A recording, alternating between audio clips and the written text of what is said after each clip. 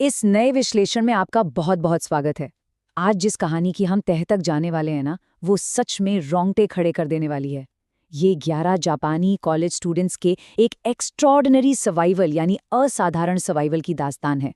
सोचिए, एक सुनसान, बिल्कुल वीरान टापू और वहां पूरे 9 साल तक फंसे रहना। इस विश्लेषण के जरिए हम स्टेप बाय स्टेप देखेंगे कि आखिर इस नामुमकिन सी लगने वाली स्थिति का सामना कैसे किया गया। तो चलिए, बिना किसी देरी के सीधा कहानी में गोता लगाते हैं। अब आगे बढ़ने से पहले जरा एक बात सोचिए। क्या हो अगर सिर्फ 10 मिनट की एक मस्ती भरी जॉय राइड आपके 9 साल की आज़ादी छीन ले? सुनने में किसी डरावनी फिल्म का सीन लगता है ना? पर यह कोई हाइपोथेटिकल सवाल नहीं है, बल्कि उन 11 लड़कों की कड़वी सच्चाई थी। जोश में लिया गया एक छोटा सा फैसला और उसके बाद उनकी पूरी दुनिया ही बदल गई। आइए देखते हैं कि आखिर ये सिलसिला शुरू कैसे हुआ। भाग 1, द फेटल ओशन जॉयराइड, यानी वो जानलेवा समुद्री सफर। बात है 5 अप्रैल 1995 की। टोक्यो के पास जूही बीच पर 11 जिगरी दोस्त अपनी मोटरबोट की ट्रेनिंग के आखिरी दिन के लिए जमा हुए थे, पर उनका ट्रेनर वहां नहीं पहुंचा। घंटों इंतजार करने के बाद ग्रुप के सबसे डेयरिंग लड़के केंजी ने अपने दोस्त हिरोशी और बाकी झिझकते हुए लड़कों को ये कहकर मना लिया कि यार चलो ना, बस एक छोटा सा चक्कर लगाकर आते हैं। बस जवानी का जोश और समंदर की लहरें। उन्होंने बोट स्टार्ट कर दी, बिल्कुल बेखबर कि ये उनकी आज़ादी का आखिरी दिन होने वाला है। इसके बाद जो हुआ वो एक हैरोइंग 4-डे ऑर्डियल यानी रोंगटे खड़े कर देने वाला 4 दिन का संघर्ष था। पहले ही दिन बोट किनारे से इतनी दूर निकल गई कि लौटने का कोई रास्ता नहीं बचा। सोचिए, अचानक स्टीयरिंग व्हील जैम हो गया और ब्रेक फेल। वो बोट समंदर में एक बेकाबू ताबूत बन चुकी थी। दूसरे और तीसरे दिन प्यास और खौफ ने उन्हें लगभग तोड़ दिया। समंदर का डरावना सन्नाटा और ऊपर से ईंधन भी खत्म। और फिर चौथे दिन एक भयानक समुद्री तूफान आया जिसने उनकी बोट को किसी खिलौने की तरह इधर-उधर पटक दिया। लेकिन तभी एक चमत्कार हुआ। लहरों ने उन सभी को एक अनजान वीरान द्वीप के किनारे फेंक दिया। भाग 2, स्ट्रैंडेड फर्स्ट डेज अशोर। अनजान टापू पर फंसे और शुरुआत के दिन। 4 दिन समंदर से मौत की लड़ाई लड़ने के बाद जैसे ही उनके पैरों ने जमीन को छुआ, पागलों की तरह सबसे पहले पानी की तलाश शुरू हुई। तभी काइतो की नज़र एक नारियल के पेड़ पर पड़ी। किसी तरह बोट की रस्सी के सहारे पेड़ पर चढ़कर उन्होंने अपनी प्यास बुझाई। वो पल तो बहुत बड़ी राहत का था, लेकिन इसके साथ ही एक खौफनाक सच्चाई भी सामने खड़ी थी। वो अब इस सुनसान टापू पर पूरी तरह से फंस चुके थे और दूर दूर तक कोई इंसानी बस्ती नहीं थी।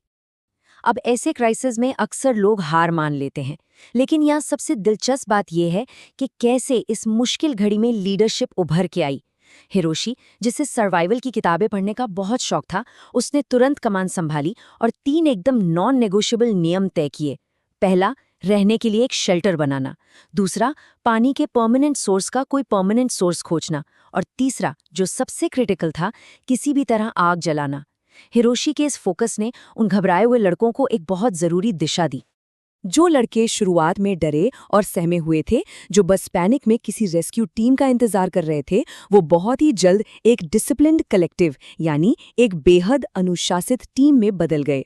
उन्होंने पेड़ों की छाल पर कोयले से पूरे टापू का बाकायदा एक नक्शा तैयार किया। यही नहीं, नुकीले पत्थरों और सीपियों को घिस-घिस कर भाले और चाकू जैसे औजार भी बना लिए। एक फंक्शनल सोसाइटी की तरफ उनका ये ट्रांसफॉर्मेशन सर्वाइवल के लिए सबसे बड़ा गेम चेंजर था। भाग 3, फॉर्जिंग अ डिसिप्लिन्ड कलेक्टिव, एक अनुशासित टीम का निर्माण। वैसे ये डिसिप्लिन कोई रातों रात नहीं आ गया था। इसके पीछे एक बहुत ही दर्दनाक टर्निंग पॉइंट था। एक दिन समंदर किनारे चलते हुए दाइकी का पैर एक नुकीले पत्थर से बुरी तरह कट गया। ना कोई दवा थी, ना कोई बैंडेज, बस इन्फेक्शन का खौफ था। झरने के पानी और जंगली पत्तों से किसी तरह उसका इलाज किया गया। इस एक हादसे ने पूरे ग्रुप को झकझोर कर रख दिया। उन्हें समझ आ गया कि अगर यहाँ जिंदा रहना है तो उन्हें एक सख्त और ऑर्गेनाइज्ड सिस्टम बनाना ही होगा। और इस घटना के तुरंत बाद केंजी ने कुछ सख्त आइलैंड रूल्स लागू कर दिए। काम का बंटवारा, खाने का बिल्कुल बराबर हिस्सा और बीमारों की देखभाल। खाने के बंटवारे वाला नियम तो तब बनाना पड़ा जब भूख के मारे रेन और ताकेशी के बीच हाथापाई तक हो गई थी। केंजी ने ये साफ कर दिया कि खाना चाहे जितना भी कम हो, सब में बराबर ही बटेगा। ये सिर्फ नियम नहीं थे दोस्तों, ये उस टापू पर उनके इस छोटे से समाज को बिखरने से बचाने का इकलौता तरीका था। और फिर आया 9वां दिन, ये दिन उनके लिए एक बहुत बड़ी जीत लेकर आया।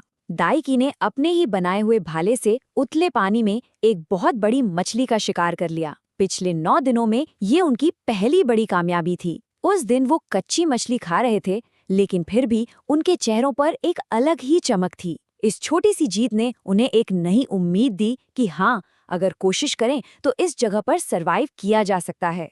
भाग 4, डिस्पेयर, डेंजर एंड स्केलेटन्स।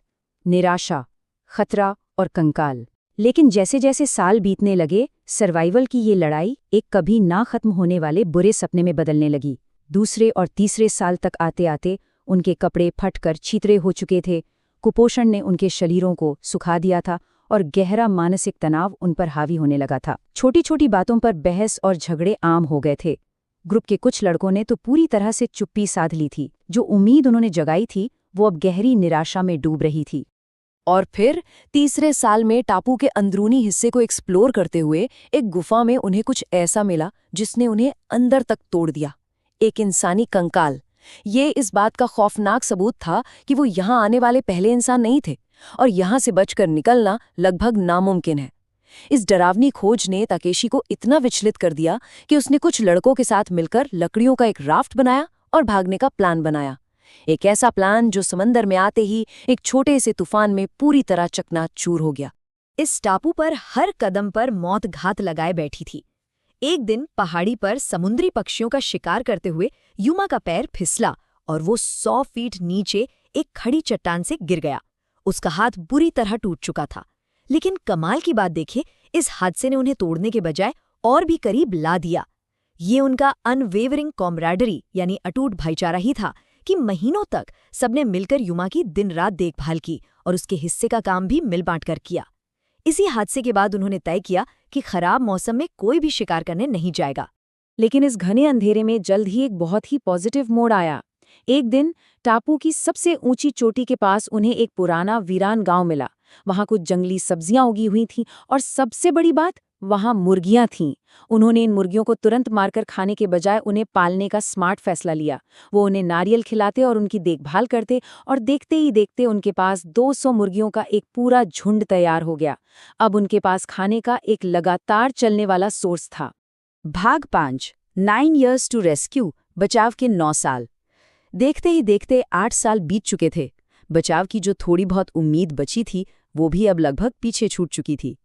उन्होंने मान लिया था कि अब यही उनकी दुनिया है और वहां पक्के तौर पर बसने के लिए खेतों को भी बढ़ाना शुरू कर दिया था।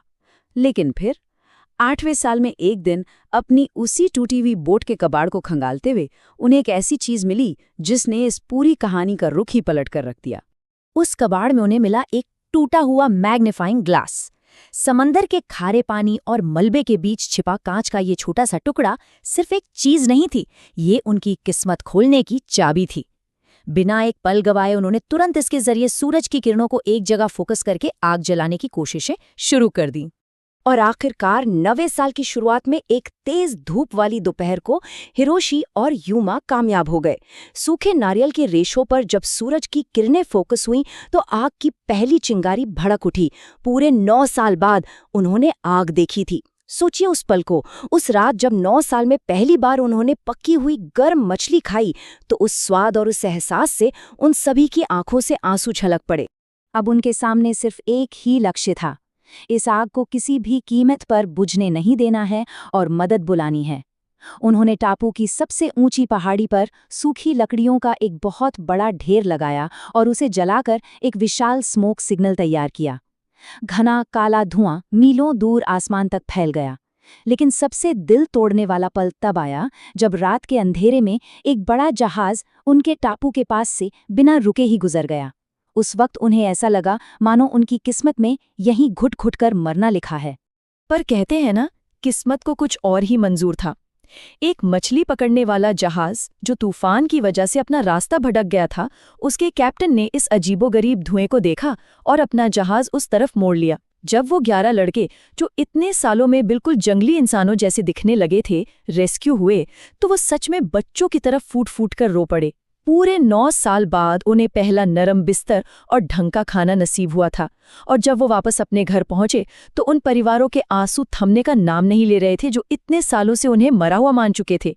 वो पुनर्मिलन सच में अकल्पनीय था। इस पूरी असाधारण कहानी के आखिर में हमारे मन में एक बहुत गहरा सवाल रह जाता है। 9 साल के इस पूर्ण अलगाव और भयानक एकांत में सर्वाइव करने के लिए resilience of the human spirit, यानी हमारे इंसानी जज्बे को आखिर किस चीज की सबसे ज्यादा जरूरत होती है?